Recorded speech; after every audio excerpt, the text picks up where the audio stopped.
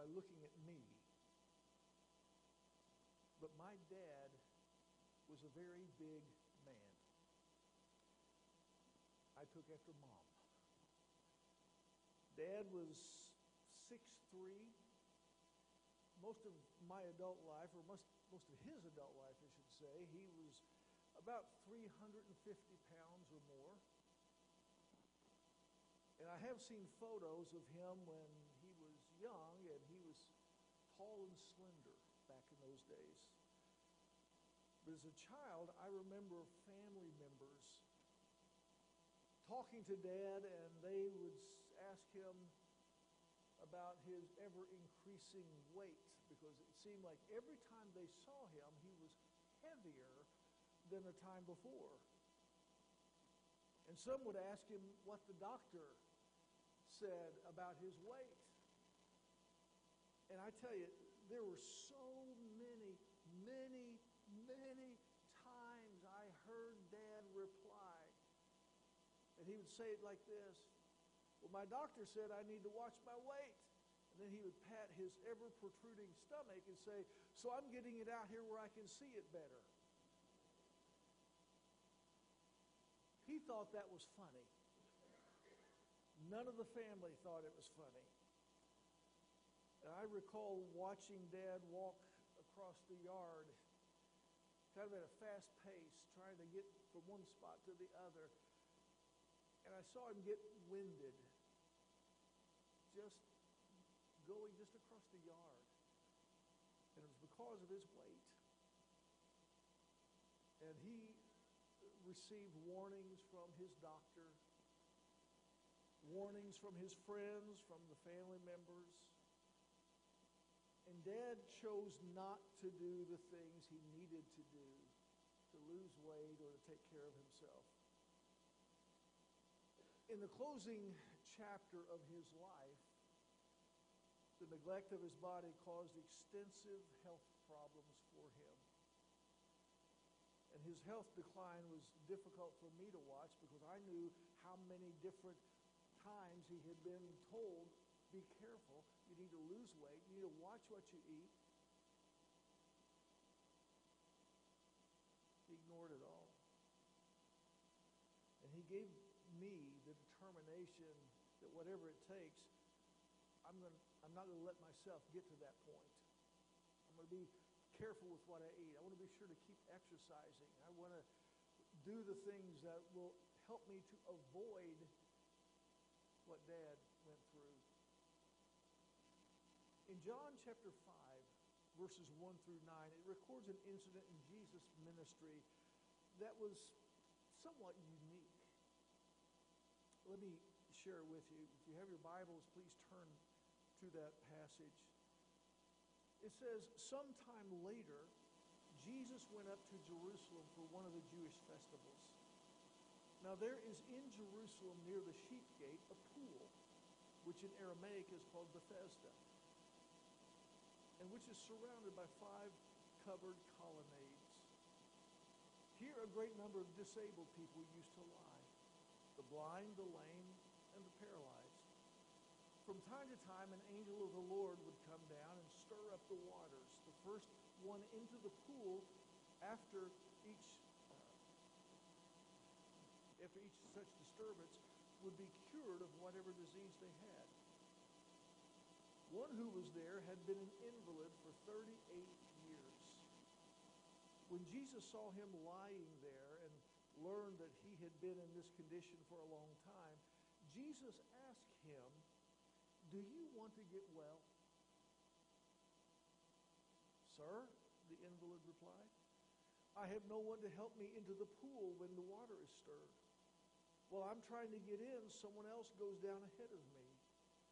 Then Jesus said to him, "Get up, pick up your mat and walk." At once, the man was cured. He picked up his mat and walked. The day on which this took place was a Sabbath. The man was an invalid who spent his entire life there by the pool of Bethesda. Now, the legend said an angel of God would occasionally stir the waters of this pool, and the first one into the water would be healed of their affliction. Commentators tell us that the stirring of the water was likely an underground spring that would bubble up on occasion. The widely known legend caused physically impaired people from all throughout the region to flock there to the pool in hope of being healed. And the area right around the pool was absolutely jammed with those with physical illnesses and maladies of various kinds, those with great physical need. This man considered his greatest need to be his inability to fend for himself. That seemed to be, from his perspective, his greatest need.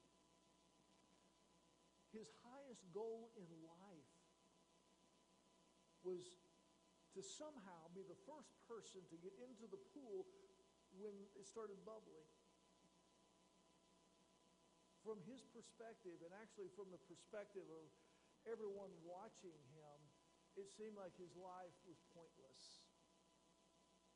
That's your goal in life, to hop in the water when it's troubled? You know, when we look at our personal, individual situation, what do we find?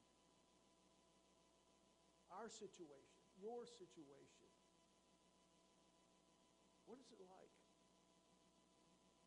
Perhaps your goal in life was to be happily ever after. Just live happily ever after. That sounds good. But as you pursued that goal, maybe you found out that life's struggles really made it difficult to keep a right attitude. Like the sermon in the sack this morning, to try to look and get a perspective, and the perspective is really tainted and changed and warped. There are other people around you that seem to be cheerful and enjoying life and having a great time, and yet it seems like we, or maybe you, are under a cloud of darkness and defeat and discouragement. Maybe the dreams that we once had have been lost in the middle of living life. We had our lives planned out years ago. We were excited to live our dream, whatever that dream may be. But as you're trying to live the dream, maybe it became a nightmare. Something went amiss, and those dreams got derailed. And now you're trying to pick up the pieces and try to move forward. And we silently watch the people around us achieving their goals, living out their dreams, and here we are kind of stuck in a rut. And what we dreamed never became reality. Now let me share with you something you already know. And that is that the jagged edges of broken dreams cut deeply. The broken dreams. I've met people who had dreams for their lives, and it didn't happen the way they wanted, and it felt like they were sliced and diced, and they were hurting and bleeding on the floor, so to speak. Whatever the specifics of your life and your situation, God sees that. He understands. And best of all, He cares. He cares about you. Now, we're talking about individuals, but churches can find themselves in situations as well. Situations they hadn't planned on. A church can have a great facility and a good location, and have great potential for growth and outreach, and yet struggle to keep the doors open. While the church fights for its existence, across town there may be a church that doesn't have very much going for them, it seems. Bad location, in the wrong neighborhood, wrong side of the tracks, and yet they are growing and they are experiencing great days. And often the reason that a church with great potential does little, while a church with limited potential seems to be exploding with growth and revival, is a simple matter of one church letting God truly work in their situation.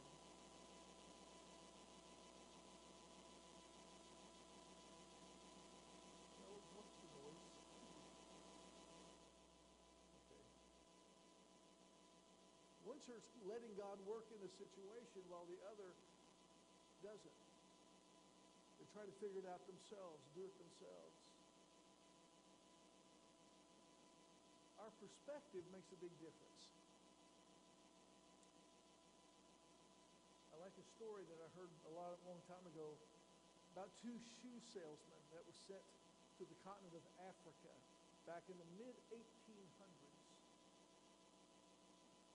After 1 week, the first salesman wired his home office in the U.S., and this was the message he sent them. I'm coming home on the next boat. No one here wears shoes.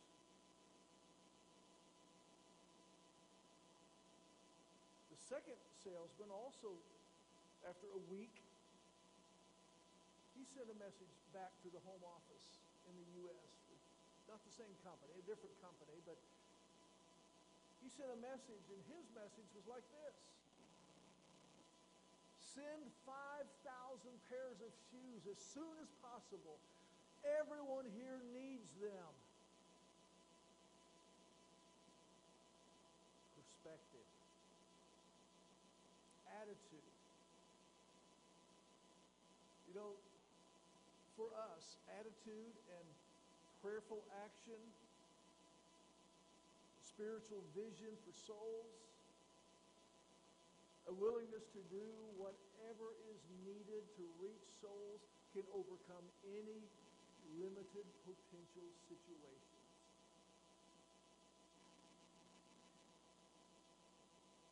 It can overcome all of those things if we're willing to do whatever is needed.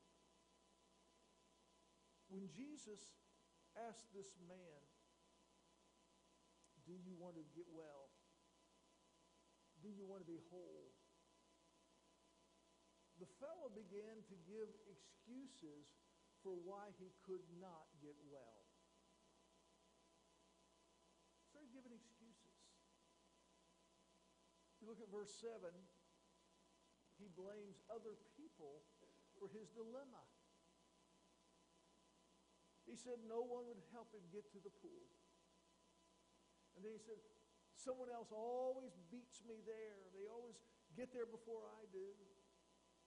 And if you go by his words, it seems as though he had a people problem more than he had a physical problem. Blaming everyone else. Aren't you glad that doesn't happen anymore? Well, the truth is that we live in a world where it seems everyone is excusing their behavior and their sin by blaming someone else. It happens everywhere all the time.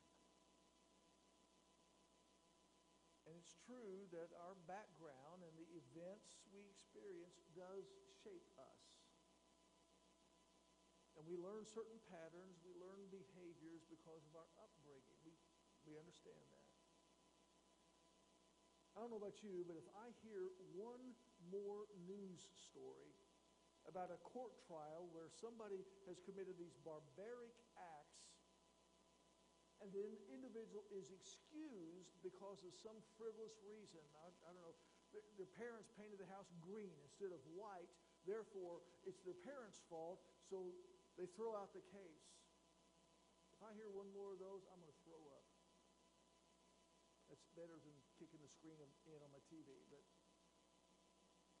it's crazy. Blaming everyone else. And what we find is that no one wants to take responsibility for their actions.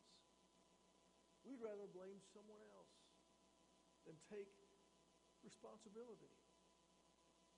And society tells us it's a whole lot easier for us to blame someone else for our problems rather than face our problems head on and do something positive to resolve the problems. And if those who are filled with excuses, hear me now, if the folks who are filled with excuses would spend as much time trying to find a solution to their problems as they do creating more excuses, they could solve the problems.